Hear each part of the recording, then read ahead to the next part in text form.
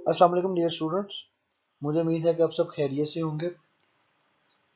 पिछली क्लास में हमने हैसब से रिलेटेड डिस्कशन की कि hazard analysis critical control points क्या होते हैं, क्या उनके प्रिंसिपल्स हैं और किस तरीके से ये बेनिफिशियल है हमारी फूड इंडस्ट्री के लिए। आज का जो हमारा टॉपिक है वो है अ generic model of HACCP in chicken processing plant. Basically आज के लेक्चर में हम देखेंगे कि किसी भी प्रोसेसिंग प्लांट के अंदर हम कैसे हैसब को इम्प्लीमेंट करते हैं, हैसब के प्रिंसिपल्स को किस तरीके से प्रैक्टिकली हम रिलेट करते हैं अपनी वर्किंग इन्वायरमेंट के साथ। ये एक जो आज के कोर्स में हम डिस्कस करेंगे, ये एक जेनेरिक मॉडल है जो मेंशन्ड है। स्टैंडर्ड तो नहीं हम इसको कह सकते, लेकिन इसकी बेस पे हम अपने प्रोसेसिंग प्लांट का जो हैसब का मॉडल है वो डेवलप कर सकते हैं। पिछली क्लास में हमारा मेन फोकस हैसब के प्रिंसिपल्स का के बारे में था और उनकी आगे हमने डिस्क्रिप्शन देखी कि वो क्या होते हैं, किस तरीके से वो बेनिफिशियल होते हैं। जहाँ तक हैसब का ताल्लुक है, पिछली क्लास में हमने ये चीज़ डिस्कस की कि हैसब किसी भी प्लांट में, पर्टिकुलरली जब हम फूड से रिलेटेड बात करते हैं, जिसको ऐसी चीज़ है जिनको कंज्यूमर ने, इंसानों ने खाना होता है, वहाँ पे हैसब फूड सेफ्टी इंश्योर करता है, तमाम किस्म के हैजर्ड्स को उस फूड सिस्टम में आने से रोकता है। हैजर्ड्स हमने डिस्कस किए थे, बायोलॉजिकल हैजर्ड होते हैं, केमिकल हैजर्ड होते हैं और फिजिकल हैजर्ड होते हैं। तो इन सब हैजर्ड्स को आने से हम प्रिवेंट करते हैं हैसब के थ्रू। हैसब जो है ये एक फ्यूचर की नीड है, ऑलरेडी भी इम्प्लीमेंट कर रहे हैं, लेकिन जब हम पाकिस्तान की कंडीशन में देखते हैं तो पाकिस्तान की जो पोल्ट्री इंडस्ट्री है उसमें जो फ्यूचर है वो हैसब का है। क्योंकि इस वक्त हमारी पोल्ट्री इंडस्ट्री में बहुत ज़्यादा पोटेंशियल है एक्सपोर्ट्स का, लेकिन हम एक्सपोर्ट इस वजह से नहीं कर रहे कि हम बहुत सारे इंटरनेशनल स्टैंडर्ड्स को भी फॉलो नहीं कर पा रहे। और जब हम फॉलो करेंगे तो उसके लिए हमें सबसे पहले हैसब चाहिए होगा। हमारी प्रोसेसिंग प्लांट में भी हैसब हमें चाहिए, हमें अपने फार्म्स पे भी हैसब को प्रॉपर तरीके से इम्प्लीमेंट करना है। तो इस आज के टॉपिक का हमें यह फायदा होगा कि आप फ्यूचर में ना सिर्फ प्रोसेसिंग प्लांट्स में हैसब के एक प्रिंसिपल या एक डॉक्यूमेंट डेवलप कर सकते हैं, बल्कि आप अगर किसी पोल्ट्री फार्म में या किसी भी इंडस्ट्री में जाके जॉब करते हैं फ्यूचर में, तो आप वहां पे हैसब की एक पूरी डॉक्यूमेंट बना सकते हैं और उस जगह में आप इस चीज़ को इंश्योर कर सकते हैं कि वहां से जो भी प्रोडक्ट बन रही है वो सेफ हो, कस्टमर को, कंज्यूमर को उसका नुकसान ना हो। तो ये हमारा आज का टॉपिक होगा। इसके इस टॉपिक के पीछे एक बहुत बड़ी रीज़न है और वो ये है कि ये इंडस्ट्री की डिमांड पे ये चीज़ कोर्स में ऐड की गई, क्योंकि हमारे जो कुछ स्टूडेंट्स फूड इंडस्ट्री में गए, प्रोसेसिंग प्लांट्स में गए, या कुछ हमारे स्टूडेंट्स थे जो इंटरनेशनल फार्म्स पे जॉब करने गए, तो वहाँ पे उनको अपने फार्म्स पे और अपने प्लांट पे जब हैसब इम्प्लीमेंट करने की ज़रूरत पड़ी, तो उनके लिए थोड़ी सी प्रॉब्लम थी, क्योंकि उनका बैकग्राउंड नॉलेज नहीं था इस चीज़ से रिलेटेड। तो इस प्रॉब्लम को मद्देनज़र रखते हुए हमने ये डॉक्यूमेंट डाला। थोड़ा सा कम्प्लेक्स लेक्चर है, लेकिन मैं कोशिश करूंगा कि जितना पॉसिबल हो सके आपकी अंडरस्टैंडिंग तक इसको लेके आऊँ। तो हम सबसे पहले देखते हैं, जो हमने पिछली क्लास में डिस्कस किया कि हैसब के 7 बेसिक प्रिंसिपल्स हैं। और वो प्रिंसिपल क्या है कि सबसे पहले आपने एक हैजर्ड एनालिसिस कंडक्ट करना है। हैजर्ड एनालिसिस कंडक्ट करने के बाद उन हैजर्ड्स को रोकने के लिए आपने क्रिटिकल कंट्रोल पॉइंट्स आइडेंटिफाई करने हैं कि कहाँ पे आप उन हैजर्ड्स को रोक सकते हैं। उसके बाद आपने उन हैजर्ड्स की क्रिटिकल लिमिट्स डिफाइन करनी है कि किस लिमिट तक आपके लिए वो एक्सेप्टेबल होंगे और किस लिमिट के बाद आप उनको कंट्रोल करना शुरू करेंगे। उसके बाद आपने एक सिस्टम डेवलप करना है उन हैजर्ड्स को मॉनिटर करने के लिए कि आपका जो सिस्टम है उसमें हैजर्ड्स तो नहीं आ रहे। उसके बाद 5वें नंबर पे आपने करेक्टिव एक्शन प्लान्स उनके लिए डेवलप करने हैं कि अगर खुदा ना खास्ता कोई हैजर्ड आ गया तो आप उसको कैसे कंट्रोल करेंगे। उसके बाद 6 नंबर पे हम वेरिफिकेशन के प्रोसीजर्स एस्टेब्लिश करेंगे कि हमने किस तरीके से जो भी हम काम कर रहे हैं उसको वेरीफाई करना है कि आया कि ये वाकई हो रहा है या नहीं। और 7वें नंबर पे आता है रिकॉर्ड कीपिंग और डॉक्यूमेंटेशन, जो सबसे इम्पोर्टेंट चीज़ है कि आपकी जितनी भी जो आप वर्किंग करें उसका एक डॉक्यूमेंट बना के उसके रिकॉर्ड जो है वो आप महफूज रखें। इसका सबसे बड़ा एडवांटेज ये है कि जब आप डॉक्यूमेंटेशन करते हैं या आप अपनी प्रोडक्ट को की भी प्रॉपर तरीके से डॉक्यूमेंटेशन करते हैं, तो वहां से एक जो एडवांटेज होता है वो होता है जी ट्रेसिबिलिटी, कि आप ट्रेस कर सकते हैं अपनी प्रोडक्ट की बैक हिस्ट्री को। पाकिस्तान से मीट एक्सपोर्ट ना होने की सबसे बड़ी वजह यही है कि हमारे पास ट्रेसिबिलिटी की बहुत ज़्यादा कमी है। हम लोग अपनी प्रोडक्ट को ट्रेस नहीं कर सकते, हमारा यहाँ पे इस चीज़ का कंसेप्ट नहीं है। अभी बहुत सारे फूड प्रोसेसिंग प्लांट्स इस कंसेप्ट पे आ रहे हैं और वो ट्रेसिबिलिटी को कोशिश कर रहे हैं कि वो मुमकिन बना सकें, लेकिन स्टिल अभी इसमें बहुत ज़्यादा काम की ज़रूरत है। और क्योंकि हमारा बीएस पोल्ट्री स्टूडेंट्स ने फार्म पे जाना होता है, तो फार्म पे सबसे ज़्यादा इम्पोर्टेंट है, क्योंकि ये फार्म से स्टार्ट होती है ट्रेसिबिलिटी। और ट्रेसिबिलिटी का कंसेप्ट क्या है कि अगर कोई कस्टमर एक चिकन खा रहा है तो उसको अगर खुदा ना खास्ता कोई प्रॉब्लम होती है तो आप आइडेंटिफाई कर सके कि ये जो ड्रम स्टिक या वो जो चिकन का पीस खा रहा है वो कौन सी कंपनी से आया, प्रोसेसिंग प्लांट का तो उसको पता चल जाएगा।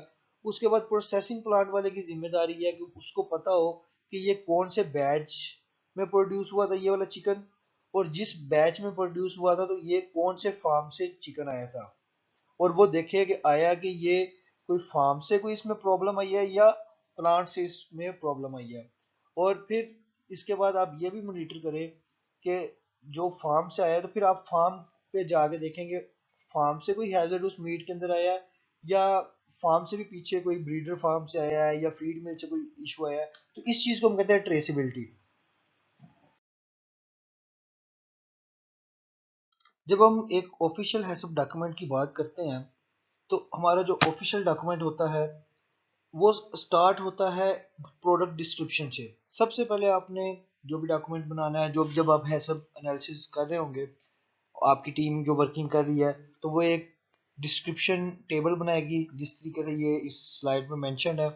और उसमें आपने प्रोडक्ट से रिलेटेड डिटेल्ड इंफॉर्मेशन देनी है कि प्रोडक्ट का नेम क्या है, उसकी इंपॉर्टेंट कैरेक्टरिस्टिक्स क्या हो गए, उसका इंटेंडेड यूज क्या है, packaging of the product, shelf life, product कहाँ पे सेल की जाएगी, लेबलिंग इंस्ट्रक्शन और स्पेशल डिस्ट्रीब्यूशन कंट्रोल। तो ये सारी चीज़ें हम जो भी जिस भी प्रोडक्ट का आप हैसअप करेंगे तो उसमें आप ये चीज़ें देखेंगे। अभी हम इधर एग्जांपल में देखें तो हमारे प्रोडक्ट नेम में हम कहेंगे कि ये रॉ होल चिकन है, और उसके अलावा पोर्शंस गिबलेट्स वगैरह बनाएंगे। कोई प्रोडक्ट कैरेक्टरिस्टिक्स कोई स्पेसिफिक नहीं है, intended use ready to cook और फर्दर प्रोसेसिंग मीट के लिए है। उसके अलावा पैकेजिंग है तो कंज्यूमर साइज की पैकिंग में डिफरेंट टाइप के मटेरियल यूज होंगे, स्टायरोफोम ट्रे यूज होगी, एब्जॉर्बेंट पैड्स यूज होंगे, प्लास्टिक फिल्म रैप यूज होंगे। इसी तरीके से बल्क पैकिंग की बात करें तो बल्क पैकिंग के लिए ये प्लास्टिक या मेटल ब्रेस्ट टैग्स यूज होंगे, वेक्स्ड कार्डबोर्ड बॉक्सेस वगैरह यूज होंगे, ये डिफरेंट पैकिंग मटेरियल यूज होंगे। शेल्फ लाइफ की बात करें तो हम उसके स्पेसिफिक मेंशन करेंगे कि लेस देन 4 डिग्री सेंटीग्रेड पे आपके इतने दिन के लिए स्टोर होगी कंज्यूमर साइज में या बल्क पैक में। और इसी तरीके से अगर आपने फ्रोजन फॉर्म में सेल करनी है तो वो -18 डिग्री सेंटीग्रेड पे इतने दिन के लिए आप स्टोर करेंगे, जो भी आपका एक स्टैंडर्ड होगा। इसी तरीके से सेल क्या कहाँ पे की जाएगी, कंज्यूमर्स के लिए रिटेल में होगा, जनरल पॉपुलेशन के लिए जो कंज्यूमर साइज प्रोडक्ट है, जबकि जो बल्क पैक है बड़ी क्वांटिटी है वो फर्दर प्रोसेसिंग इंडस्ट्री में, इंस्टीट्यूशंस में, रेस्टोरेंट्स में सेल होंगे। इसी तरीके से स्पेसिफिक लेबलिंग इंस्ट्रक्शन की जब हम बात करें तो वो आप उसमें रेफ्रिजरेशन और फ्रोजन और बेस्ट बिफोर डेट वगैरह इस तरह की इंस्ट्रक्शंस लिखेंगे। और सब स्पेशल डिस्ट्रीब्यूशन कंट्रोल की जब हम बात करेंगे उस प्रोडक्ट का तो उसमें आपको स्पेसिफाई करना पड़ेगा कि अगर ये फ्रेश प्रोडक्ट है तो इसको -4 डिग्री सेंटीग्रेड तक रखे, और अगर ये प्रोडक्ट फ्रोजन फार्म में सेल करनी है तो ये फिर आप फ्रोजन फार्म में इसको डिस्ट्रीब्यूशन लेवल तक लेके जाएं। प्रोडक्ट डिस्क्रिप्शन के बाद जो हमारा सेकंड पॉइंट आता है वो आता है प्रोसेस फ्लो डायग्राम, कि जो भी आपकी हैसअप टीम होगी एक फ्लो डायग्राम बनाएगी, और उस फ्लो डायग्राम में आपने जितने भी इंग्रेडिएंट्स हैं, जितने भी प्रोसेसेस है, सबका एक फ्लो चार्ट बनाना है, एक मेगा चार्ट बनाना है कि किस तरीके से वर्किंग होगी और ये इंग्रेडिएंट्स की मूवमेंट कैसे होगी। फॉर एग्जांपल आपने रॉ प्रोडक्ट्स का, इंग्रेडिएंट्स का और फिनिश्ड प्रोडक्ट्स का एक फ्लो डायग्राम बनानी है। आपने पैकेजिंग मटेरियल की फ्लो डायग्राम बनानी है, कहाँ से आ रहा है और कैसे आप उसको मेंटेन करेंगे, कहाँ पे स्टोर करेंगे। उसके अलावा आपने एम्प्लॉयज के ट्रैफिक पैटर्न की through out the establishment of change room, washroom और लंच रूम्स, उनकी मूवमेंट का प्रोटोकॉल बताना है कि इस तरीके से वो मूवमेंट करेंगे। उसके अलावा आपने flow of waste, inedible products और अदर नॉन फूड प्रोडक्ट्स जो क्रॉस कंटेमिनेशन काज कर सकती है, उनका आपने फ्लो डायग्राम बनानी है। इसके अलावा hand and boot washing facility और सैनिटाइजिंग का जो इंस्टॉलेशन है, जो सैनिटाइजिंग स्टेशन होंगे, उनके मतलब आपने डिस्क्राइब करना। सबसे इम्पोर्टेंट जो पहला स्टेप आता है फिर जब हम फ्लो डायग्राम बनाते हैं, तो वो होता है जी रिसीविंग ऑफ मटेरियल्स, जो भी फार्म के ऊपर या प्लांट के ऊपर मटेरियल्स आ रहे हैं। अब अगर हम जनरली इनको देखें तो हमारे पास तीन तरह के इसमें इंग्रेडिएंट्स आते हैं। नंबर वन, लाइव एनिमल्स या मीट, जो जो डायरेक्टली कंज्यूमर को जाना है। एनिमल भी कंज्यूमर ने जब मीट में कन्वर्ट हो जाएगा। या दूसरे नंबर पे मीट आता है, और ये वाला मीट होता है जो रिटर्न्स होती हैं कि आपका मार्केट में सेल नहीं हुआ तो वापस आ गया। उसके अलावा नॉन मीट कंपोनेंट्स होते हैं, जिसमें वाटर है, आइस है, गैसेस होती है, मॉडिफाइड एटमॉस्फेरिक पैकेजिंग के लिए सॉल्ट है, और इस तरह के इंग्रेडिएंट्स आते हैं जो आपने अगर हम फर्दर प्रोसेसिंग इंडस्ट्री की बात करें तो उसमें यूज़ करने होते हैं। अगर हम जस्ट, क्योंकि अभी हम जो हैसअप मॉडल पढ़ रहे हैं जस्ट पोल्ट्री स्लॉटर फैसिलिटी का पढ़ रहे हैं, तो उसमें क्योंकि जो रॉ मीट होता है उसमें कोई हम इंग्रेडिएंट ऐड नहीं करते, तो हम मैक्सिमम साल्ट तक जाते हैं कि कुछ पार्ट्स में हम साल्ट को यूज़ कर लेते हैं। उसके अलावा थर्ड जो चीज़ इसमें आती है वो पैकेजिंग मटेरियल्स हैं, styrofoam trays, absorbent pads, plastic film wraps, card boxes वगैरह। अब जो नॉन मीट तो इम्पोर्टेंट है ही, लेकिन जो नॉन मीट कंपोनेंट्स हैं या पैकेजिंग मटेरियल है, वो इसलिए इम्पोर्टेंट होते हैं कि उनका डायरेक्ट कांटेक्ट होना होता है फूड से। और हम ज़्यादा, हमारे लिए ज़्यादा कंसर्न भी उन्हीं पैकेजिंग मटेरियल्स का है जो जिन्होंने मीट के साथ कांटेक्ट में आना है। क्योंकि जो वो पैकेजिंग मटेरियल है वो हमारी डोमेन में नहीं आते, हमारे हम लोगों ने बनाने नहीं होते, हमने जस्ट परचेज करने होते हैं। तो अब उन चीज़ों को, पैकेजिंग मटेरियल या जो दूसरे नॉन मीट कंपोनेंट्स हम लेने हैं, तो अब इनके अंदर हैसअप को इंश्योर करने के लिए, फूड सेफ्टी को कंट्रोल करने के लिए एक प्री रिक्विजिट प्रोग्राम होता है कि हमने कुछ स्पेसिफिकेशंस बनाई होती है, कुछ स्टैंडर्ड प्रोसीजर्स बनाए होते हैं, और हम उन कंपनीज को वो अपना एक स्टैंडर्ड्स दे देते हैं कि जी हम हमें जो प्रोडक्ट्स आपने सेल करनी है वो इन स्टैंडर्ड्स को मीट कर रही हो। इसी तरीके से जब कोई कंपनी हमसे कोई प्रोडक्ट लेगी तो वो भी हमें अपने स्टैंडर्ड देगी कि आपकी जो भी प्रोडक्ट हो वो इन स्टैंडर्ड्स को मीट कर रही हो। प्री रिक्विजिट प्रोग्राम होता है या लेटर ऑफ गारंटी हम उस कंपनी से लेते हैं कि जी आपकी इस प्रोडक्ट में किसी भी किस्म का कोई हैजर्ड मौजूद नहीं होगा। जो एक लिस्ट अगर हम देखें इंग्रेडिएंट्स की, जो इनकमिंग मटेरियल्स जो एक सिंपल स्टार्टर है उसमें आ रहे होते हैं, तो लाइव एनिमल की कैटेगरी में हमारे पास चिकन आते हैं और रिटर्न प्रोडक्ट्स आती हैं जो मीट वगैरह। तो इसमें से हमारे पास बायोलॉजिकल और केमिकल हैजर्ड आ सकते हैं। रिटर्न प्रोडक्ट्स में बायोलॉजिकल, केमिकल और फिजिकल तीनों हैजर्ड्स आ सकते हैं। इसी तरीके से नॉन मीट प्रोडक्ट्स कैटेगरी में जब आते हैं तो वाटर, वाटर में से भी बायोलॉजिकल, केमिकल, फिजिकल तीनों हैजर्ड आ सकते हैं। आइस में भी तीनों हैजर्ड आ सकते हैं।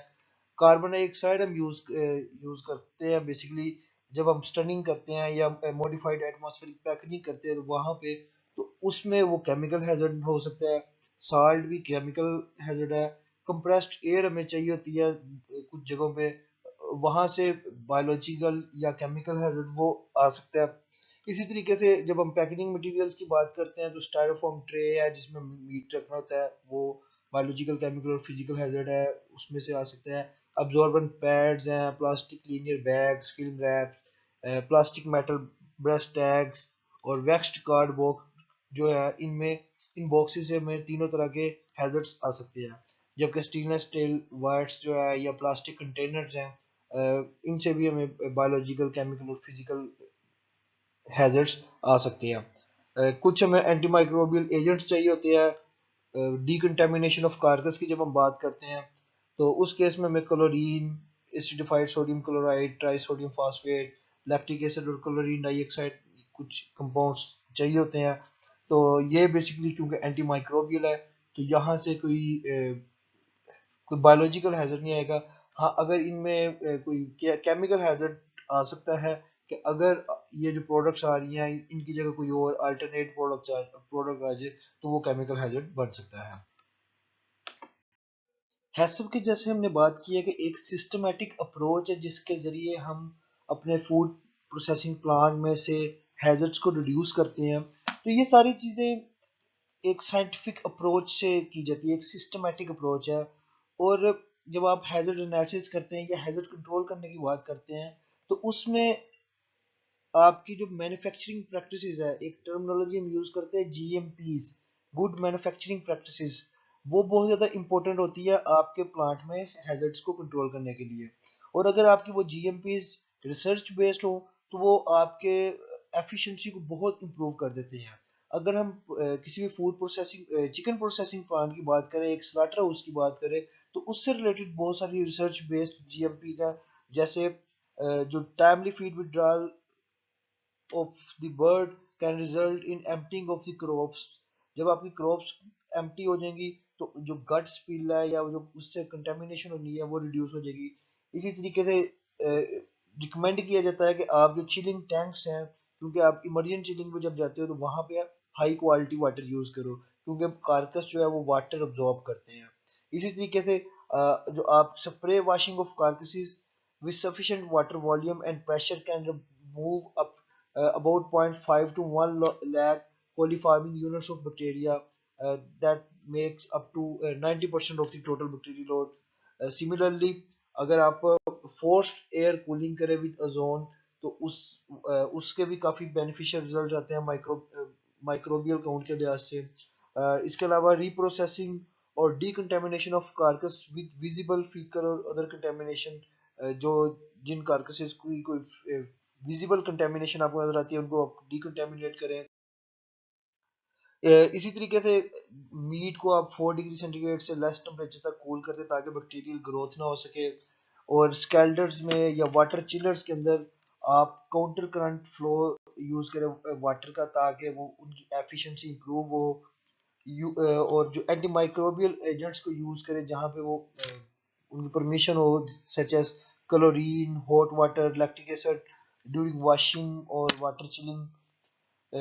इसी तरीके से constant cleaning of transfer belts and automatic evisceration equipments to reduce cross contamination, ये बहुत इंपॉर्टेंट है। उसके लिए आप स्प्रे वगैरह को यूज कर सकते हैं ताकि जो आपका सिस्टम है वो कंटिन्यूसली क्लीनिंग उसकी चलती रहे। ये ना हो कि एक कंटेमिनेटेड कारकस आए और वो रिमेनिंग कारकसेस को भी कंटेमिनेट करते हैं। यहाँ से हमारी एक हैसब की प्रॉपर वर्किंग स्टार्ट होती है। जो हमने कहा है कि हम सबसे पहला काम ये करेंगे कि ये एक प्रोसेस फ्लो डायग्राम बनाएंगे और फिर उस प्रोसेस फ्लो डायग्राम में से हम हैजर्ड्स को आइडेंटिफाई करेंगे। लेकिन उधर जाने से पहले मैं आपको अगेन ये चीज़ रिपीट कर दूं कि ये जितने भी हम डिस्क्रिप्शन पढ़ेंगे और चीज़ें पढ़ेंगे ये एक जेनेरिक मॉडल है। ये डिस्क्राइब करने के लिए, अंडरस्टैंडिंग के लिए एक मॉडल बनाया गया है। और ये मैंने कैनेडियन बेस्ड बुक है, वहाँ से ये मॉडल मैंने लिया है। जब आप अपने इन्वायरमेंट में काम करेंगे पाकिस्तान में या जहाँ पे भी आप हैसब का मॉडल बनाने की कोशिश करेंगे तो आप अपनी लोकल इन्वायरमेंट और जो आपके प्लांट में जो इक्विपमेंट है या जो प्रोसेस आप यूज करेंगे आप उस हिसाब से इसमें मॉडिफिकेशन करेंगे और अपना मॉडल उस तरीके से बनाएंगे। तो अगर हम अब इस मॉडल पे आते हैं, यहाँ पे जैसे हमने स्टार्ट में बात किया कि हम सबसे पहले हमारा काम जो इनकमिंग मटेरियल है हम उनको देखेंगे। हमारा जो इस पूरे चार्ट को आपने जो देखना है, जो अंडरस्टैंड करना है, वो इस हिसाब से आपने अंडरस्टैंड करना है कि हमने अपने जितने भी प्रोसेस है वो सारे प्रोसेस लिखने हैं और फिर सोचना है कि इनके अंदर से हमें किस किस्म के हैजर्ड्स आ सकते हैं। जितनी भी आपकी एक हैसब की आप टीम बनाएंगे और जो एक्सपर्ट्स होंगे उनका काम यही होता है कि वो मिल के डिस्कस करते हुए आप आइडेंटिफाई करेंगे कि कहाँ कहाँ से हैजर्ड आ सकते हैं। तो जी रिसीविंग में सबसे पहले हम एंटीमाइक्रोबियल एजेंट्स रिसीव करेंगे प्लांट पे, return salt, packaging material, reusable products और उसके जो कंटेनर्स है वो यूज करेंगे। तो इन सारी चीज़ों से हमें बायोलॉजिकल, केमिकल और फिजिकल तीनों तरह के हैजर्ड्स आ सकते हैं। इसी तरीके से हम रिसीविंग में जो दूसरी कैटेगरी आएगी वो वाटर की आएगी कि हम अपने प्लांट में जो डिफरेंट कामों के लिए जो वाटर यूज करेंगे और जो वाटर को जहाँ पे स्टोर करेंगे तो ये आएंगे। और इधर से भी अभी तीनों तरह के हैजर्ड्स पॉसिबल है। तीसरी कैटेगरी आती है जी जो हमारा जो मेन प्रोडक्ट है, दैट इज बर्ड्स। और बर्ड्स की जब हम बात करते हैं जो हमारा इसमें वर्किंग चलती है तो बर्ड्स से हमें बायोलॉजिकल और केमिकल हैजर्ड आ सकते हैं। वो हैजर्ड्स कौन से होंगे वो भी नेक्स्ट स्लाइड्स में हम डिस्कस करेंगे कि कौन कौन से hazards in system in process में से आएंगे। एक इनका अगर फ्लो शीट देखें तो जो ये जो इंग्रेडिएंट्स आप यहाँ पे आएंगे इनकमिंग मटेरियल्स, उनको आप कहीं ना कहीं स्टोर करेंगे। स्टोरेज के दौरान भी उनमें से आ सकती है कार्बन डाइऑक्साइड के टैंक्स हैं, वो आएंगे जो आपके स्टेप नंबर 43 आगे नेक्स्ट स्लाइड में हम देखेंगे, वहां पे वो यूज होंगे। तो इसका एक मॉडल देखते जाते हैं कि जो आपके प्रोसेसिंग के स्टेप्स हैं, लाइक सबसे पहले हम रिसीविंग करते हैं। रिसीविंग में मैंने बता दिया कि बायोलॉजिकल और केमिकल हैजर्ड आ सकते हैं। नेक्स्ट आपकी एंटीमोर्टम इंस्पेक्शन होगी, उसमें कोई हैजर्ड नहीं आएगा ऐसे। नेक्स्ट स्टेप आपका है अनलोडिंग। अनलोडिंग जब आप करेंगे या हैंगिंग करेंगे वहां पे बायोलॉजिकल हैजर्ड आ सकते हैं। और इंस्पेक्शन के बाद आप फ्लोक सेग्रीगेशन करेंगे, और अगर आपका मतलब इंस्पेक्शन में वो फ्लोक रिक्वायरमेंट्स को पूरा नहीं कर रहा तो आप उस फ्लोक को कंडेम कर देंगे। उसके अलावा उसके बाद आप जो अनलोडिंग जब कर देंगे, जो रिमेनिंग ट्रेलर होगा उसकी आप वॉशिंग और डिसइंफेक्शन करेंगे, वहां से बायोलॉजिकल हैजर्ड आ सकते हैं। उसके बाद जो बर्ड्स होंगे उनकी आप स्टनिंग करेंगे।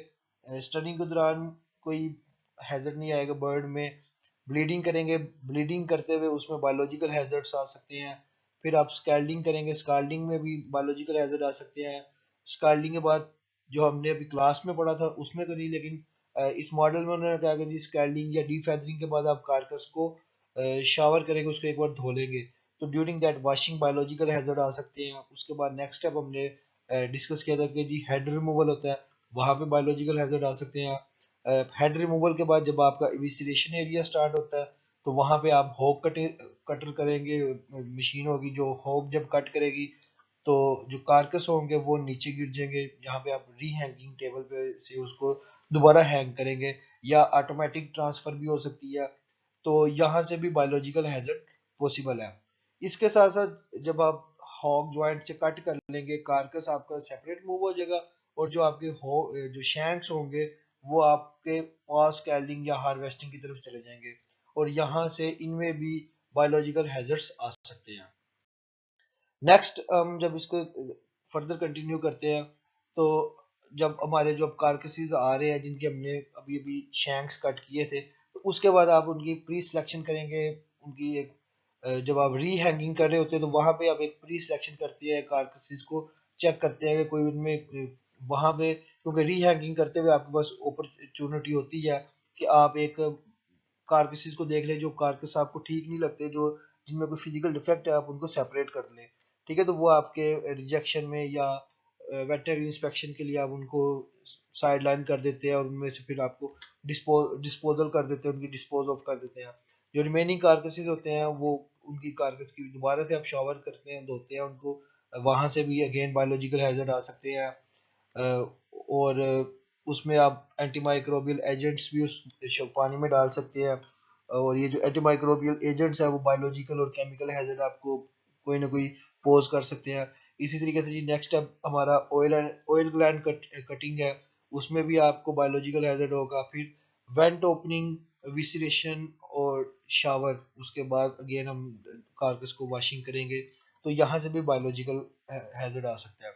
अब यहाँ पे मेंशन है, हम आगे डिस्कस भी करेंगे कि यहाँ पे PC1, PC2 एंड PC3 के ये जो वेंटिंग और ओपनिंग का ये जो प्रोसेस है, इसको यहाँ पे हमने प्रोसेस कंट्रोल करना है, क्योंकि यहाँ से जो हैजर्ड आएंगे वो ज्यादा खतरनाक हो सकते हैं, जो हम कहते हैं ना क्रिटिकल लिमिट से ज्यादा।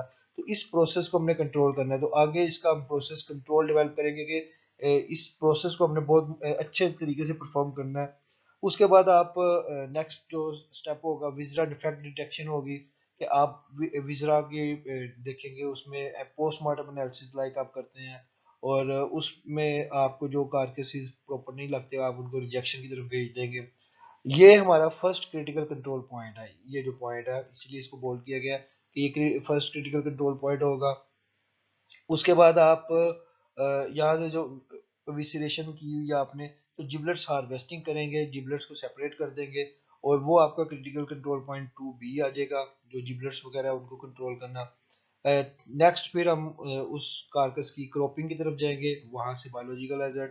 क्रॉपिंग के बाद आप उसकी नेक ब्रेकिंग या नेक की स्किन रिमूवल पे जाएंगे, जो कि हमने जब क्लास में डिस्कस किया था तो हमने कहा था कि हम यूजुअली बाद में करते हैं। उसके बाद नेक्स्ट एक है कि कारकस शावर और रीप्रोसेसिंग और रीकंडीशनिंग। हम उसको जो कुछ ऐसे कारकसेस है जो वेटनरी इंस्पेक्शन के दौरान हम सेपरेट कर लेते हैं, तो उनको अगर दोबारा से हमने उसकी कोई पार्ट कट करके आगे लाइन में दोबारा चलाना है तो उनको हम दोबारा यूज कर लेंगे। उसके बाद हमारा इंटरनल वैक्यूम या कारकस वॉशिंग अगेन आता है। यहाँ पे भी हम प्रोसेस कंट्रोल की तरफ जाएंगे।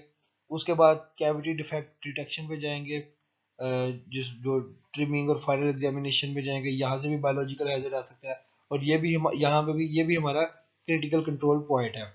उसके बाद हम जो कारकसेस वगैरह की डिफेक्ट डिटेक्शन के बाद जब हम कारकस के फाइनल शावरिंग वगैरह कर लेंगे, पार्ट्स को रीहैंग करेंगे, और जब ये सारे हमारे कारकसेस जो है वो फाइनल हो जाएंगे, तो एंड पे हमारा स्टेप होता है चिलिंग का। अब चिलिंग भी जो हमारा है वो बहुत क्रिटिकल पॉइंट है, और चिलिंग पे आके हम अपने बहुत सारे हैजर्ड्स को कंट्रोल भी करते हैं। तो वो चिलिंग जो है हमारा क्रिटिकल कंट्रोल पॉइंट होगा। लेकिन चिलिंग के दौरान भी बायोलॉजिकल और केमिकल हैजर्ड्स आ सकते हैं अगर आप उसको चिलिंग को प्रॉपर तरीके से मेंटेन नहीं कर रहे। क्योंकि चिलिंग करते हुए आपने ये आइस को इसमें यूज करना है, तो ये जो आइस होगी या वो जो वाटर आएगा चिलिंग टैंक में, वहां से भी आपको बायोलॉजिकल केमिकल या फिजिकल हैजर्ड्स आ सकते हैं। या अगर आप एयर चिलिंग कर रहे हैं तो जो कंप्रेस्ड एयर है, वो एयर के थ्रू आपको कोई ना कोई बायोलॉजिकल हैजर्ड उसमें आ सकता है। चिलिंग के बाद जब आप उसकी आगे दोबारा रीहैंगिंग करते हैं, या वो ड्रिपिंग की तरफ जाते हैं, या वो नेक्स्ट जो प्लांट में उनकी ग्रेडिंग या साइजिंग की तरफ जाते हैं, तो वहां से भी बायोलॉजिकल या फिजिकल हैजर्ड्स आ सकते हैं। जब आप उसके जो पॉज हैं उनकी सॉर्टिंग करते हैं, वहां से भी बायो उनके ऊपर भी बायोलॉजिकल या फिजिकल हैजर्ड्स आ सकते हैं। अ, उसके बाद आप जब इसकी पैकिंग करते हैं, तो पैकिंग करते हुए समटाइम एक मॉडिफाइड एटमॉस्फेरिक पैकेजिंग होती है, वो हम बाद में डिस्कस करेंगे। तो उसमें हम गैस बेसिकली आर्टिफिशियली एक सिंपल कॉमन एयर की बजाय हम एक different mixture of gas add करते हैं, ताकि मीट फ्रेशनेस या अपीयरेंस इम्प्रूव हो। तो उधर से भी बायोलॉजिकल या फिजिकल हैजर्ड आ सकते हैं। स्टोरेज पे जाते हैं, स्टोरेज में भी बायोलॉजिकल या फिजिकल हैजर्ड आ सकते हैं, और शिपिंग करते हुए भी बायोलॉजिकल केमिकल और फिजिकल तीनों हैजर्ड्स आ सकते हैं। जब पैकिंग करते हुए बॉक्स फार्मिंग में जाएंगे, या स्टोरेज से पहले जब वॉशिंग या उसके सैनिटाइजिंग पे जाएंगे, तो वहां से भी हमें बायोलॉजिकल हैजर्ड आएंगे, पर्टिकुलरली जब हम रीयूजेबल प्रोडक्ट्स को दोबारा यूज करेंगे। तो ये एक फ्लो डायग्राम है बेसिकली। दिखने में थोड़ी कम्प्लेक्स है, लेकिन इस सारे में जो हमने पिछली क्लासेस में आपने मिड से पहले बेसिकली आपने जितने भी एक नॉर्मल प्रोसेसिंग प्लांट के स्टेप्स पढ़े थे, तो प्रोसेसिंग प्लांट में ये स्टेप्स होते हैं। तो यहाँ पे हमने उनको इंटरलिंक करने की कोशिश की है कि उन स्टेप्स में कहाँ कहाँ से मटेरियल हमें आएगा, और उसके बाद हमने एनालिसिस किया कि हैजर्ड कहाँ कहाँ से उसके अंदर आ सकते हैं। तो इसमें हमारे कुछ जो हमारा हैसअप एनालिसिस होता है, उसमें हमारे कुछ प्री रिक्विजिट प्रोग्राम्स होते हैं। प्री रिक्विजिट प्रोग्राम मीन्स कि हमने पहले से कुछ स्टैंडर्ड्स बनाए हुए हैं, या कुछ लोगों को हमने जहाँ से जो हमारे कंट्रोल में नहीं होते, उनके लिए हमने एक स्टैंडर्ड बनाया हुआ है कि आपने इस स्टैंडर्ड प्रोटोकॉल को फॉलो करना है। वो हमारा प्री रिक्विजिट प्रोग्राम जो होता है वो ट्रांसपोर्टेशन के लिए है, अपने फार्म की प्लांट की प्रेमिसेस के लिए है, परचेजिंग के लिए है, रिसीविंग ऑफ मटेरियल से रिलेटेड एक प्री रिक्विजिट प्रोग्राम डेवलप करना है, शिपिंग के लिए, स्टोरेज का आपने प्रोग्राम डेवलप करना है, इक्विपमेंट्स, पर्सोनल कंट्रोल के लिए, सैनिटेशन और पेस्ट कंट्रोल के लिए आपका एक proper pre requisite program develop किया गया हो, और एक आपने पूरा एक उसका डॉक्यूमेंट बनाई हो कि इस तरीके से ये काम आपने करने हैं, और जितने भी लोग इसमें इन्वॉल्व हैं वो उस चीज़ को फिर इंश्योर भी करें। अब जब हमने एक अपना प्रोसेस फ्लो बना लिया और आइडेंटिफाई हैजर्ड्स कर लिए कि कहाँ कहाँ से हैजर्ड आते हैं, तो अब हम नेक्स्ट स्टेप पे जाएंगे, और वो नेक्स्ट स्टेप है कि हम क्रिटिकल कंट्रोल पॉइंट्स डिफाइन करें। और क्रिटिकल कंट्रोल पॉइंट्स डिफाइन करने के लिए हम डिसीजन ट्री यूज करते हैं। और डिसीजन ट्री लास्ट क्लास में भी हमने डिस्कस किया था, एक बार मैं अगेन रिपीट कर देता हूँ कि डिसीजन ट्री में हम कुछ क्वेश्चन बेस्ड ये चीज़ें चलते हैं। सबसे पहले इसमें अगर इस टेबल के मैं आपको डिस्क्राइब कर दूं, तो पहली चीज़ क्या है कि हम जितने भी इंग्रेडिएंट्स या जो स्टेप्स हैं वो लिस्ट करेंगे कि ये स्टेप, और फिर उनके हैजर्ड्स आइडेंटिफाई करेंगे और उनको डिस्क्राइब करेंगे। उसके बाद जो हमारा पहला क्वेश्चन आता है कि वो सबसे पहले हमारा ये क्वेश्चन है कि जो भी हैजर्ड है if fully controlled by pre requisite programme, के आया कि जो भी हैजर्ड आ रहा है वो प्री रिक्विजिट प्रोग्राम के थ्रू कंट्रोल होगा या आप उसको प्लांट पे कंट्रोल करेंगे। तो अगर तो वो प्री रिक्विजिट प्रोग्राम से कंट्रोल हो रहा है तो आप यस लिख के नेक्स्ट हैजर्ड पे मूव कर जाए। लेकिन अगर वो प्री रिक्विजिट प्रोग्राम से कंट्रोल नहीं हो रहा, वो आपके प्लांट पे कंट्रोल होना है, तो फिर आप क्वेश्चन नंबर 1 पे जाएं।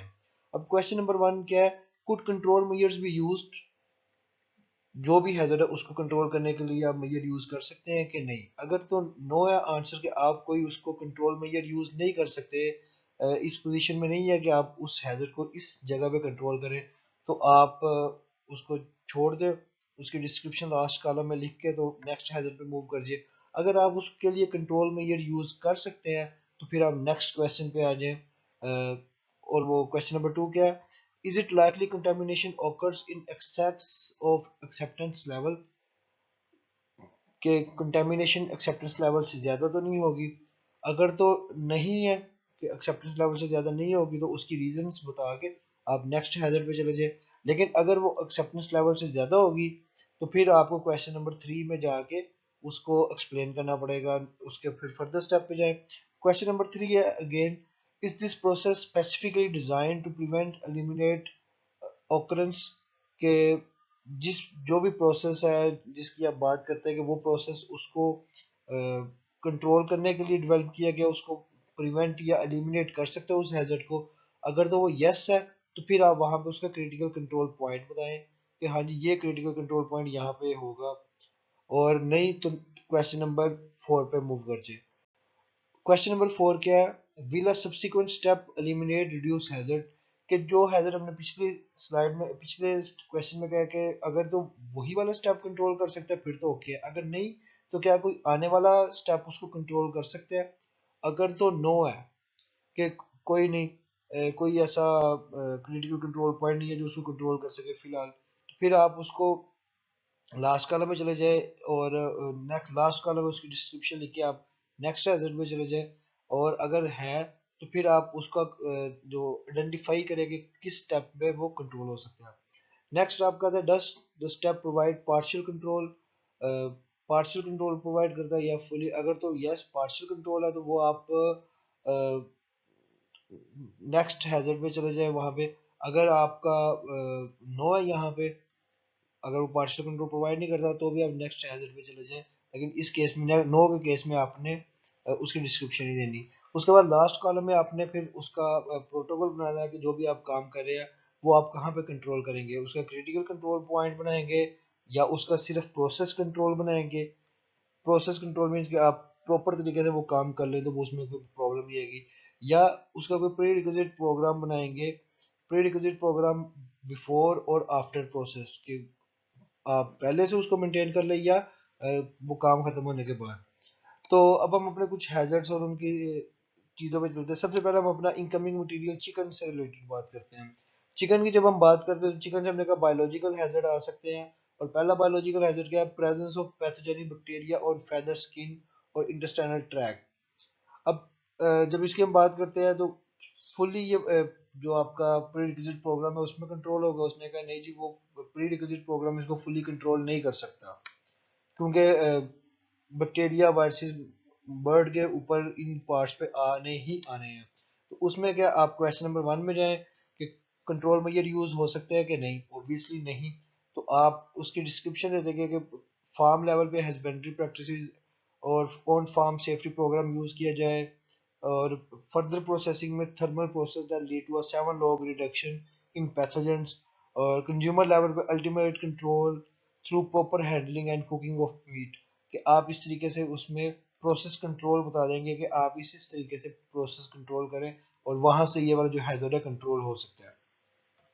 उसके बाद बायोलॉजिकल के अंदर ही नेक्स्ट हमारे पास हैजर्ड आता है कि pathogenic contamination during evisceration due to inadequate feed withdrawal. Yes ये प्री रिक्विजिट प्रोग्राम से कंट्रोल होना है, आप इसको प्लांट पे कंट्रोल नहीं कर सकते। और आप इसकी प्री रिक्विजिट प्रोग्राम 1 3 4 5 6 में आपने डिस्क्रिप्शन दी होगी कि जो आपने बर्ड खरीदना है उसकी ट्रांसपोर्टेशन उसकी रिसीविंग किस तरीके से करनी है, तो ये वहां पे आप कंट्रोल कर लेंगे। इसी तरीके से केमिकल आ सकता है, unacceptable level of drug antibiotics coccidiostat वगैरह चिकन में होंगे। तो ये भी अगेन प्री रिक्विजिट प्रोग्राम में है, आप 1 2 3 4 5 के थ्रू इसको कर सकते हैं। प्लांट के ऊपर इसका कोई कंट्रोल नहीं है। फिर unacceptable level of heavy metals, जब हम इसकी बात करते हैं तो ये प्री रिक्विजिट प्रोग्राम इसको फुली कंट्रोल नहीं कर सकता, और इसमें यही है कि आप उसमें उनको कोशिश यही करें कि आप प्रोसेस कंट्रोल बताएं या प्री रिक्विजिट प्रोग्राम उसके लिए करें कि जो फार्म लेवल पे आप कोशिश करें कि आप इन केमिकल प्रोडक्ट्स के एक्सपोजर से बर्ड को बचाएं। नेक्स्ट हमारे पास जो इनकमिंग मटेरियल है वाटर है। वाटर से बायोलॉजिकल जो कंटेमिनेशन आती है, not meeting the drinking water criteria establish by government. तो ये fully controlled by pre requisite program. Yes, आप अगर एक जगह से पानी अच्छा नहीं आ रहा, आप दूसरी जगह से ले ले, इसके लिए आप प्री रिक्विजिट प्रोग्राम 2 पे चले जाएं। बायोलॉजिकल में presence of pathogenic bacteria in water. Yes, अगर अगेन इसको आप प्री रिक्विजिट प्रोग्राम से कंट्रोल कर सकते हैं। साल्ट की जब आप बात करते हैं तो इसमें इससे केमिकल हैजर्ड आ सकता है, नॉन फूड ग्रेड कंटेमिनेशन हो सकती है इसके अंदर, नॉन फूड ग्रेड साल्ट हो सकता है, ये कंटेमिनेटेड हो सकता है। तो अगेन ये वाला भी हमारा जो हैजर्ड है वो आप प्री रिक्विजिट प्रोग्राम से कंट्रोल कर लेंगे। नेक्स्ट है स्टोरेज ऑफ इंग्रेडिएंट्स। वहाँ पे बायोलॉजिकल कंटेमिनेशन हो सकती है, बायोलॉजिकल कंटेमिनेशन में माइक्रोब्स वगैरह, अगर आप प्रॉपर हैंडलिंग नहीं करेंगे अपनी जो भी आपने स्टोर में चीज़ें रखी हुई हैं, पैकेजिंग मटेरियल या ये साल्ट वगैरह, तो वहाँ पे हो सकते हैं। तो इसके लिए आपको एक प्री रिक्विजिट प्रोग्राम डेवलप करना पड़ेगा उन एरियाज के लिए कि वहाँ पे आपने प्रॉपर तरीके से हैंडलिंग करनी है चीज़ों की। इसी तरीके से स्टोरेज में पेस्ट की वजह से कंटेमिनेशन हो सकती है, अगेन प्री रिक्विजिट प्रोग्राम उसको कंट्रोल करेगा। केमिकल कंटेमिनेशन हो सकती है पैकेजिंग मटेरियल वगैरह की, pre requisite program. Next, treatment distribution and storage of water. इसमें बायोलॉजिकल आ सकता है कि contamination due to dead ends और बैक सिप होनिंग के वाटर बैक चला जाए आपके प्रोसेस से, कोई क्रॉस कंटेमिनेशन वाला कंसेप्ट आ जाए, तो उसके लिए भी आपको प्री रिक्विजिट प्रोग्राम में जाना पड़ेगा। केमिकल आ जाएगा, क्लोरीन का लेवल ज़्यादा हो गया, तो उसके लिए भी आपको प्री रिक्विजिट प्रोग्राम ही डेवलप करना पड़ेगा कि जहाँ पे आपने इसकी जो क्लोरीन लेवल को आपने मेंटेन करना है या जब पानी में मिक्सिंग करनी है वहाँ पे आपने इस प्रोसेस को कंट्रोल करना है। नेक्स्ट हम आते हैं जी रिसीविंग पे, कि जब आपने बर्ड रिसीव कर लिया, होल्डिंग ऑफ लाइव बर्ड्स, तो वहाँ पे बायोलॉजिकल कंटेमिनेशन होगी due to during evisceration due to inadequate feed withdrawal, जैसे हमने पहले डिस्कस किया जाए, तो वो आपने प्री रिक्विजिट प्रोग्राम के थ्रू कंट्रोल करना है। रेजिड्यूज वाला भी हम पहले डिस्कस कर चुके हैं, तो यहाँ पे हम इसको डिस्कस नहीं। नेक्स्ट हमारा आता है अनलोडिंग। अनलोडिंग में भी बायोलॉजिकल पैथोजन है, उसमें सेप्टिसिमिक बर्ड हो सकते हैं, डेड ऑन अराइवल वगैरह। अगर वो गलती से आप हैंग कर दें तो इसको भी आप प्री रिक्विजिट प्रोग्राम से कंट्रोल कर सकते हैं। क्रेट वाशिंग को भी आप उसमें, क्रेट वाशिंग में क्या हैजर्ड आएगा, कंटेमिनेशन ऑफ सब्सिक्वेंट फ्लो, जो वो वाला फ्लो तो आपको गुजर गया, लेकिन अगर आप प्रॉपर वाशिंग नहीं कर रहे तो नेक्स्ट आने वाला फ्लो कंटेमिनेट हो सकता है। इसी तरीके से ब्लीडिंग है, ब्लीडिंग के दौरान बायोलॉजिकल कंटेमिनेशन आपकी हो सकती है, अगर आपकी प्रॉपर तरीके से इंसिजन नहीं हुई तो वो ऑर्गेनिक डेब्रस वगैरह इकट्ठा हो सकता है, या वो नाइफ वगैरह की कंटेमिनेशन से क्रॉस कंटेमिनेशन की तरफ जा सकती है। तो ये जितने भी अभी हम मेजर पढ़ रहे हैं आप देखेंगे इनको आप प्री रिक्विजिट प्रोग्राम से ही कंट्रोल करेंगे। स्कैल्डिंग के अंदर आपका बायोलॉजिकल हैजर्ड क्या है कि spread of pathogen through scald water due to inadequate temperature और इनएडिक्वेट वाटर सप्लाई, या रिप्लेसमेंट नहीं आप कर रहे तो क्रॉस कंटेमिनेशन के चांसेस। फिर स्कैल्डिंग के अंदर ही contamination of muscle resulting from breakage of skin barrier. Skin अगर ब्रेक हो जाए, ओवर स्कैल्डिंग के दौरान स्किन टूट गई है, तो उससे आपका स्कैल्ड वाटर के थ्रू वो टेम्परेचर से वो नुकसान पहुंच सकता है। फेदर पिकर्स की एडजस्टमेंट अगर प्रॉपर नहीं है, उससे आपके बायोलॉजिकल हैजर्ड्स आ सकते हैं। किल लाइन स्टॉपेज जो है, उस मतलब अचानक लाइट चली गई है आपकी, वो लाइन रुक गई है, उसकी वजह से ओवर स्कैल्डिंग हो सकती है। तो ये अब ये जो चीज़ें हैं इनसे आपको एक प्री रिक्विजिट प्रोग्राम है कि आपने इनका एक प्रोटोकॉल डेवलप किया होगा कि ये काम इस तरह करने हैं, तो वहां से आप इन हैजर्ड्स को कंट्रोल कर सकते हो। लेकिन जो माइक्रोब्स यहाँ पे आ जाएंगे वो हम टेक्निकली अगर देखें तो हम नेक्स्ट स्टेप्स में उनको कंट्रोल कर लेंगे। यहाँ पे फिर कारकस वॉशिंग आपने जब करनी है उस शावर के दौरान failure to reduce pathogen level due to inadequate application of water film preventing bacterial attachment and removal of visible contamination. अगर आपका इंसफिशिएंट वाटर है तो उसके लिए भी आपने प्री रिक्विजिट प्रोग्राम ही बनाना है कि आपका वॉशिंग एक प्रॉपर मैकेनिज्म बनाओ। अगर क्योंकि यहाँ पे आप प्रॉपर वॉशिंग नहीं करेंगे तो आप नेक्स्ट स्टेप में उनकी क्लीनिंग कर लेंगे।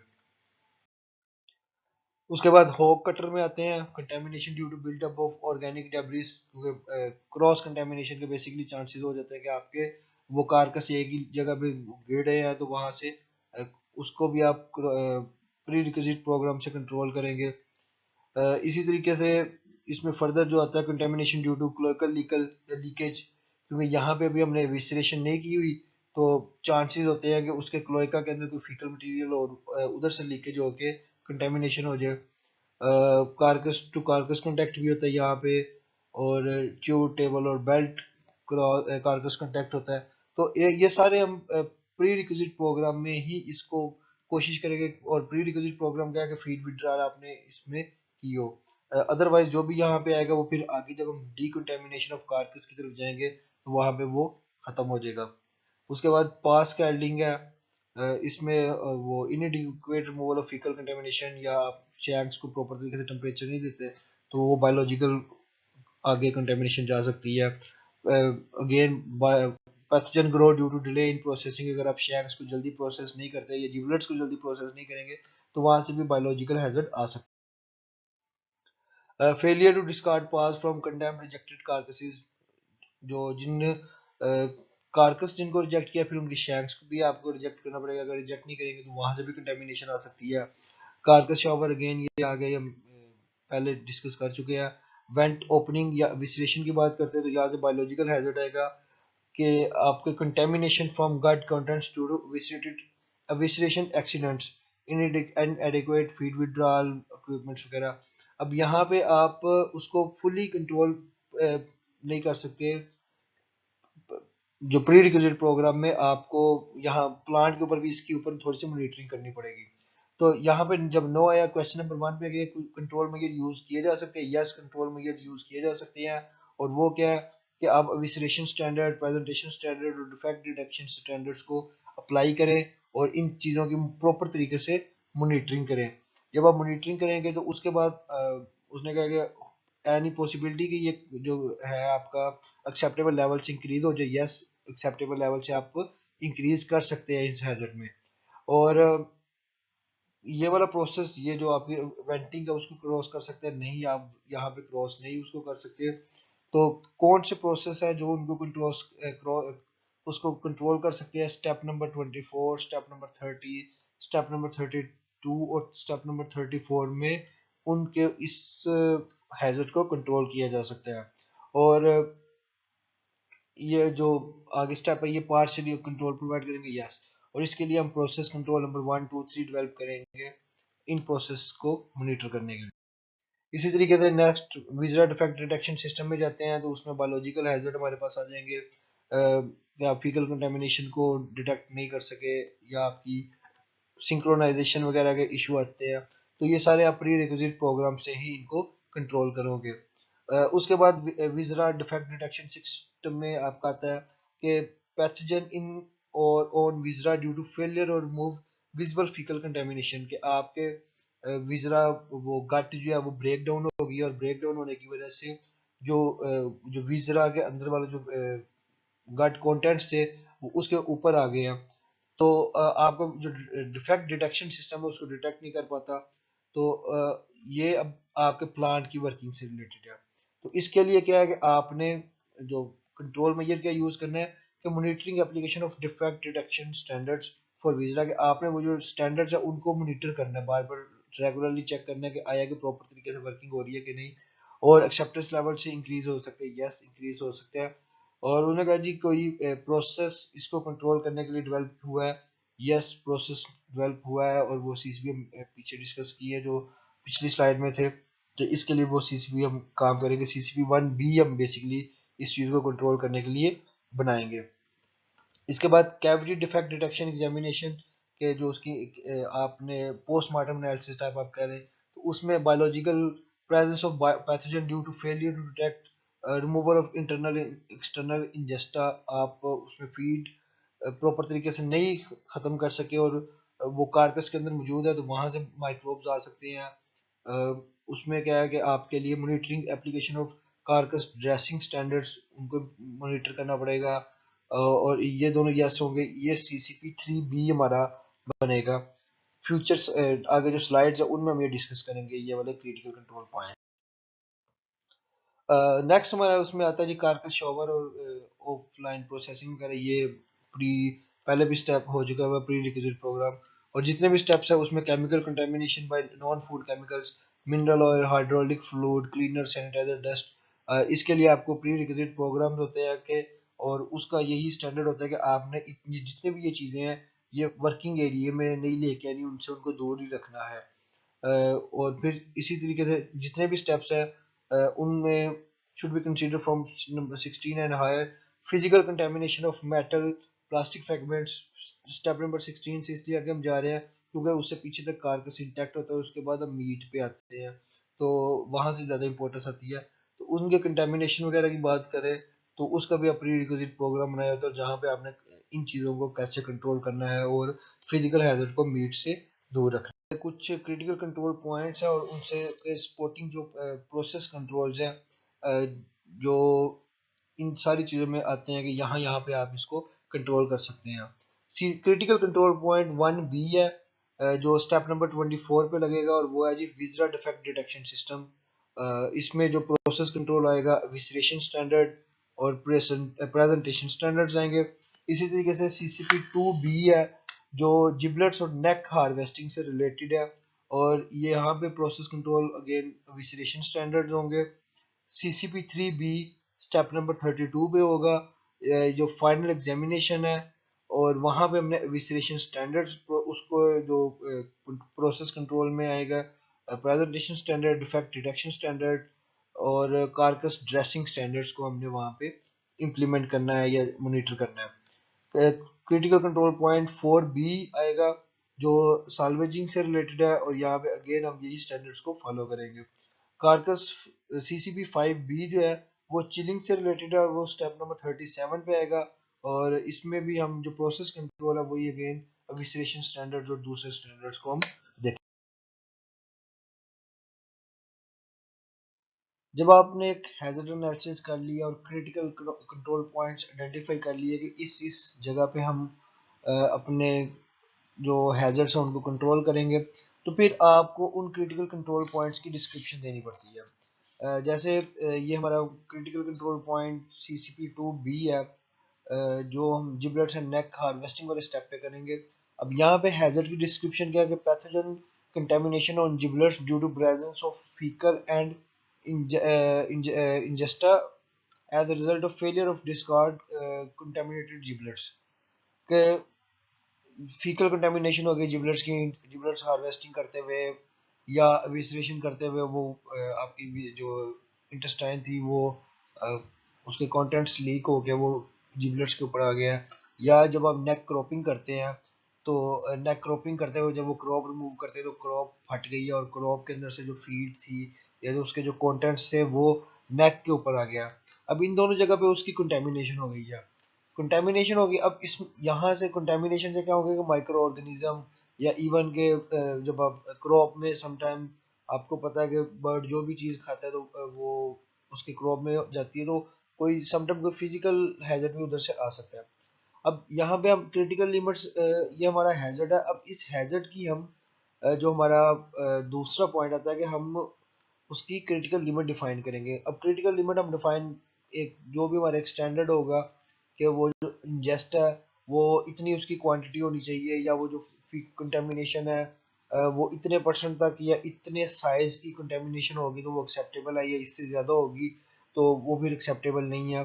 ठीक है, उसके बारे में ये एक जो डॉक्यूमेंट है मॉनिटरिंग प्रोसीजर्स जो मतलब इन्होंने बताया हुआ है, आप उसको यूज़ कर सकते हैं, आपको नेट से मिल जाएगी। या आप जो भी अपने प्लान में मॉनिटरिंग प्रोसीजर में क्रिटिकल लिमिट रखते हैं कि हम इस लेवल तक इसको रखेंगे।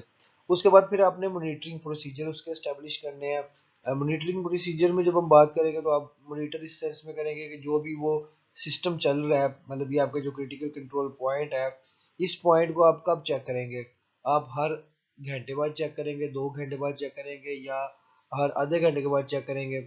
और फिर होगा क्या कि जब आप 1 घंटे बाद फर्ज करें आप चेक करने आते हैं, और जब आप उस 1 घंटे के अंदर मॉनिटर करते हुए देखते हैं कि कोई उसमें कोई वो क्रिटिकल लिमिट से ऊपर जा रही है वैल्यू, तो फिर आप क्या करेंगे कि वो उस पिछले 1 घंटे में, अगर पिछले घंटे में ठीक था और उस घंटे में प्रॉब्लम आई है, तो फिर उस घंटे में जितने भी प्रोडक्ट्स प्रोसेस होंगे उनको आप सेपरेट करवा के दोबारा से एग्जामिन करेंगे, क्योंकि आप 24 आवर्स तो वहाँ पे नहीं रह सकते, तो आपको वापस आके वहाँ पे चीज़ चेक करनी पड़ेगी।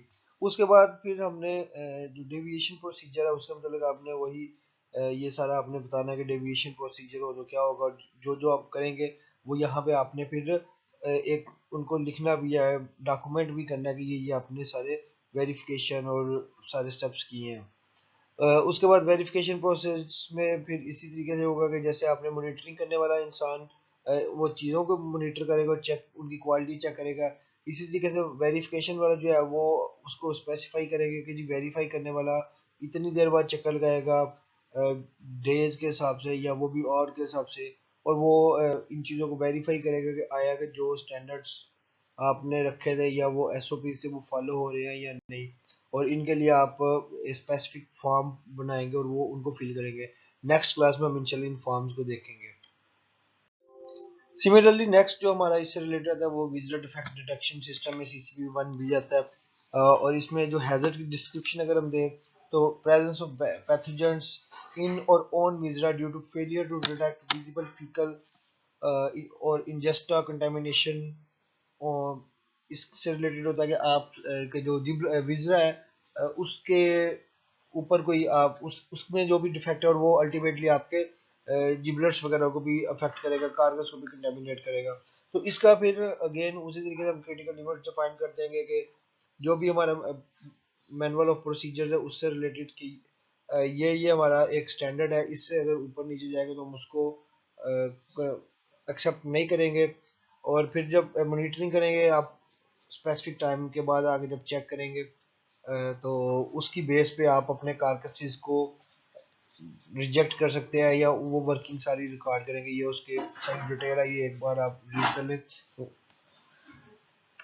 तो इसी तरीके से ये नेक्स्ट जो एग्जांपल है वो cavity defect detection and trimming of या फाइनल एग्जामिनेशन से रिलेटेड है, CCP3B आ जाता है। अब इसमें हैजर्ड क्या है? Presence of pathogens due to failure to detect and remove internal और एक्सटर्नल इंजेस्टा और फीकल मटेरियल कंटामिनेशन और portions of gastrointestinal tract from carcasses. इसमें जो क्रिटिकल लिमिट्स होंगी अगेन, क्योंकि मैंने कहा कि इसमें आपको कुछ इंटरनेशनल स्टैंडर्ड्स देखने पड़ते हैं कि दूसरे मुल्कों में इस चीज़ का एक्सेप्टेबल लेवल कितना है, या आप अपने कंट्री के लिहाज से देखते हैं कि आपको क्या इसका एक्सेप्टेबल लेवल रखना है, क्या क्रिटिकल लिमिट आपकी इसकी होगी। और फिर monitoring procedure again same similar कि आप मेंशन करेंगे कि इतनी देर बाद हम फलां फलां जगह से सैंपल लेके इसको चेक करेंगे, मॉनिटर करेंगे। फिर आप डेविएशन का लिखेंगे कि जब हम इसको मॉनिटर करेंगे डेविएशन हो जाए तो उस डेविएशन को कैसे चेक करेंगे। लाइक इस केस में मतलब if load is rejected for ingesta और GIT, CCP3B मॉनिटर वाला मॉनिटरिंग करते हुए वो उसको रिजेक्ट करता है, वो मेंटेनेंस डिपार्टमेंट से कॉन्टेक्ट करेगा और उसको कहेगा कि जी वो इस डेविएशन को जो काज है उसको कंट्रोल करे। और उसके बाद वो फूड सेफ्टी असेसमेंट भी कंडक्ट करेगा। इसी तरीके से फीकल कंटामिनेशन की वजह से अगर रिजेक्ट हुई है तो जो पोस्ट वेरिफिकेशन है वो फिर आप करवाएं ताकि उसके ऊपर बैक्टीरियल कंटामिनेशन का आपको पता चल सके कि बैक्टीरिया तो नहीं आ गए। इसी तरीके से ये कुछ स्टेप्स है, ये आप रीड आउट कर लें कि आप अगर डिविएशन हो जाए तो आप क्या क्या प्रोसीजर करेंगे, और उसके बाद अगेन वो वेरिफिकेशन प्रोसीजर्स और रिकॉर्ड्स की तरफ जाएंगे आप। फिर ये नेक्स्ट जो हमारा आता है CCP4B, that is about carcass shower and salvaging. इससे रिलेटेड भी इसमें अब हैजर्ड क्या कि presence of pathogen on portion due to failure और to effectively remove visible contamination आपकी जो वॉशिंग है वो प्रॉपर तरीके से आपने नहीं की, तो उसकी अब क्रिटिकल लिमिट क्या है, अगेन आप उसको डिफाइन करेंगे कि कितने इंच का या कितना जो उसकी जो इंटेस्टाइनल कंटेंट्स लगते हैं वो कितने ज़्यादा होंगे तो हमारे लिए वो अलाउएबल होगा, वो लिमिट्स आप वहाँ पे मेंशन करें। मॉनिटरिंग प्रोसीजर्स का लिखें और उसका डिविएशन प्रोसीजर लिखेंगे, अगर फीकल कंटेमिनेशन आ रही है तो आपने उसको डिस्कार्ड करना है या किस जगह पे रखना है, ये प्रोसेस आप सारा अगेन रिपीट करेंगे। उसके बाद जो सबसे इम्पोर्टेंट आता है और जो पाकिस्तान में सबसे ज़्यादा जो चलता भी है वो चिलिंग का सीसीपी है, कि हम चिलिंग के सीसीपी पे बहुत ज़्यादा फोकस करते हैं पाकिस्तान में। इसके अंदर कुछ पार्ट इस स्लाइड में, कुछ नेक्स्ट स्लाइड में भी हमने इसका डिस्कस किया हुआ है। जो हैजर्ड डिस्क्रिप्शन है वो क्या है कि pathogen growth due to inadequate chilling resulting from time temperature abuse. अगर आप प्रॉपर तरीके से चिलिंग नहीं कर रहे तो पैथोजन ग्रो कर जाएंगे, पैथोजन को सर्वाइवल होगी, वो जो पीछे से पैथोजन आ रहे हैं उनको फर्दर वो ग्रो करने के चांस मिल जाएगा। Critical limit as per trust poultry carcass and parts manufacturing operation procedures, manual of procedure के मुताबिक आप जो भी आपको करना है। यूजुअली इसका स्टैंडर्ड यही होता है चिलिंग जब आप करते हैं कि आप उसको 4 डिग्री सेंटीग्रेड तक करें within 2 hours after evisceration temperature उसका, मीट का या जिबलेट्स का सारों का इतना आपने करना है। तो अब ये एक किस्म की इसकी क्रिटिकल लिमिट है कि आपने 4 डिग्री सेंटीग्रेड टेम्परेचर करना है। अब इस चीज़ को आपने इंश्योर करना है कि टेम्परेचर उसका 4 डिग्री सेंटीग्रेड हो, क्योंकि वो फिर आप मॉनिटरिंग प्रोसीजर अगेन उसी तरीके से होगा कि आप सेट बनाएंगे कि इतनी इतनी देर के बाद आप मीट को और ब्रेस्ट सैंपल को या नेक्स को या जो जिबलेट्स वगैरह वो सेपरेटली रखे होते हैं तो उनको आप जाके मॉनिटर करेंगे, टेम्परेचर उनका थर्मामीटर से चेक करेंगे, उनकी कैलिब्रेशन थर्मामीटर की चेक करेंगे। उसके बाद डेविएशन प्रोडक्ट प्रोसीजर्स है, product temperature in carcass and portion is not being brought down according to the prescribed temperature according to operator's chilling protocol. The supervisor is contacted and appropriate measures must be readily initiated to bring down the temperature. और इसमें वही जो हमने last time मैंने आपको बताया था कि आप थोड़ा सा लाइंस को स्लो कर देंगे, आप एक्स्ट्रा बर्फ डाल देंगे, इनकमिंग वाटर का टेम्परेचर लो कर देंगे, इस तरीके से आप डिविएशन के एक स्टैंडर्ड्स बनाएंगे कि आप किस तरीके से उसको रिड्यूस करेंगे। फिर उसका अगेन आप वेरिफिकेशन प्रोसीजर बनाएंगे और उसके रिकॉर्ड्स मॉनिटर करेंगे। ये अगेन उनकी कुछ फर्दर डिस्क्रिप्शन है टेम्परेचर से रिलेटेड, तो ये आप एक बार रीड आउट कर ले, कोई इसमें कोई इतना ज़्यादा जस्ट ये एक बेसिक कंसेप्ट से रिलेटेड ये चीज़ें हैं कि आपके कुछ कंसेप्ट बन जाएगा किस तरीके से आपने हैसप डेवलप करना है और हैसप को इम्प्लीमेंट करना है अपने प्लांट में या अपने फार्म पे। तो ये इससे रिलेटेड चीज़ें हैं। ये जितनी भी डॉक्यूमेंट ली गई है ये सारी जो कैनेडियन फूड इंस्पेक्शन एजेंसियाँ उनकी वेबसाइट से आपको इनकी फुल डॉक्यूमेंट भी मिल जाएगी। इसके अलावा जो जो पोल्ट्री प्रोसेसिंग की बुक है शाही बरबत की इंडस्ट्री गाइड, उसके अंदर भी आपको ये मॉडल जेनेरिक मॉडल मिल जाएगा, तो वहाँ से आप रीड आउट कर सकते हैं। Thank you very much. I hope आपको ये प्रेजेंटेशन समझ आएगी। इससे रिलेटेड कोई भी क्वेश्चन हो तो वो आप मुझसे पूछ सकते हैं। शुक्रिया।